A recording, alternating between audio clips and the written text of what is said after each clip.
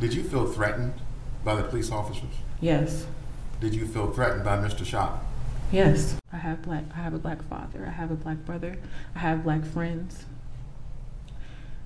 And I look at that and I look at how that could have been one of them. It's been nights.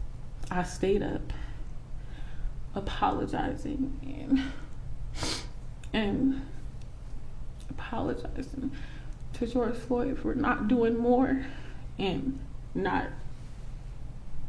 physically interacting and not saving his life. But it's like, it's not what I should have done. It's what he should have done. What's the point of doing chest compressions? Pumping the blood for somebody that's not doing that themselves, trying to get a pulse back. And were you able to do that, any of those steps? No, sir. Why weren't you able to do any of that?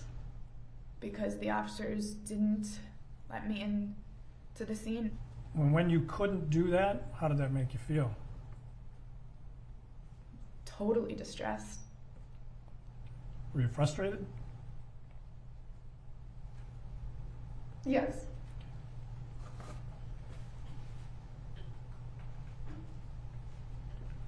I think you made some reference about why you videotaped, because our memories are fallible, right? And again, a stressful situation can impact your memory, right? Absolutely. That's why we're lucky it was videotaped. Right. Would you describe other people's demeanors as upset or angry?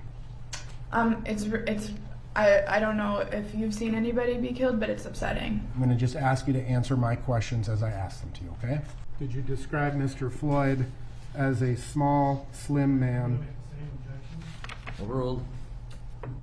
Yeah, it appeared to, with 3 grown men on top of somebody, it appeared that he was small and frail. Okay.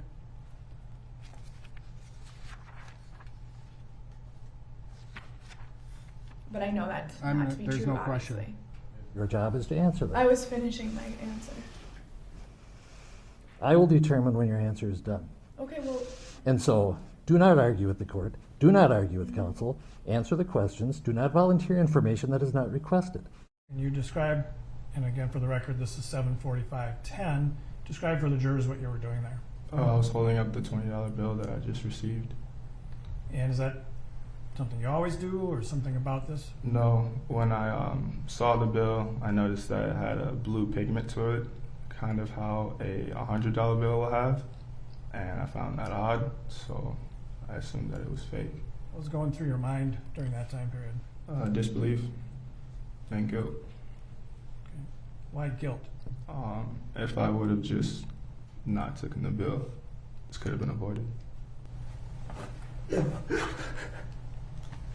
Oh my God. You just take your time. Let us know when you're ready. We'll just give you a moment, Mr. McGowan. I'm not sure if there's water for you as well.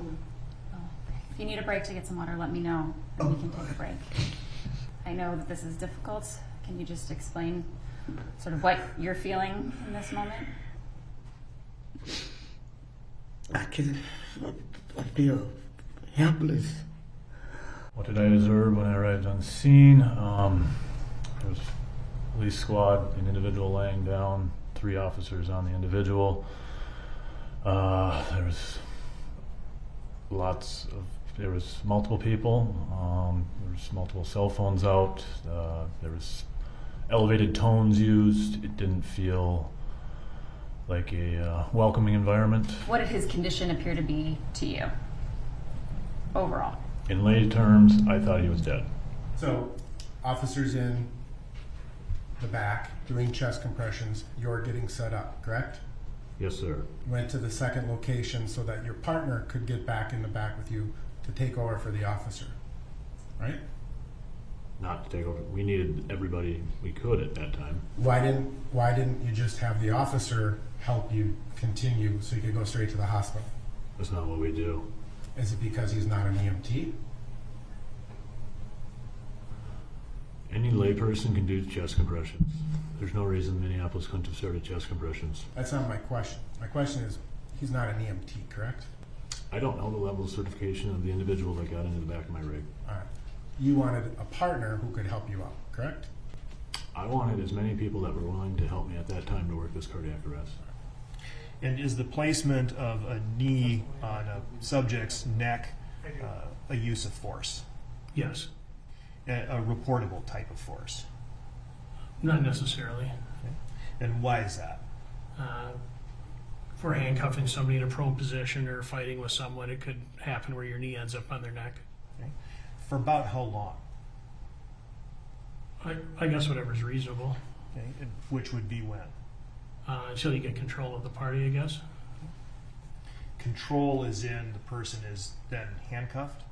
Handcuffed and not continuing to fight with you anymore. Okay. So once the subject is handcuffed and no longer resisting? Yes. At that point, the restraint should stop. Yeah. When Mr. Floyd was no longer offering up any resistance to the officers, they could have ended the restraint. And that was after he was handcuffed and on the ground and no longer resisting? Correct. Have you ever, in all the years you've been working for the Minneapolis Police Department, been trained to kneel on the neck of someone who is handcuffed behind their back in a prone position? No, I haven't. Is that, if that were done, would that be considered force? Absolutely. What level of force might that be? That would be the top tier, the deadly force. Why? Because of the fact that if your knee is on a person's neck, that can kill him. What is your, your view of that use of force during that time period? Totally unnecessary. What do you mean? Well, first of all, pulling him down to the ground, face down, and putting your knee on the neck for that amount of time is just uncalled for. I saw no reason why the officers felt they were in danger, if that's what they felt. And that's what they would have to feel to be able to use that kind of force. Hey, NBC News viewers, thanks for checking out our YouTube channel. Subscribe by clicking on that button down here and click on any of the videos over here to watch the latest interviews, show highlights, and digital exclusives. Thanks for watching.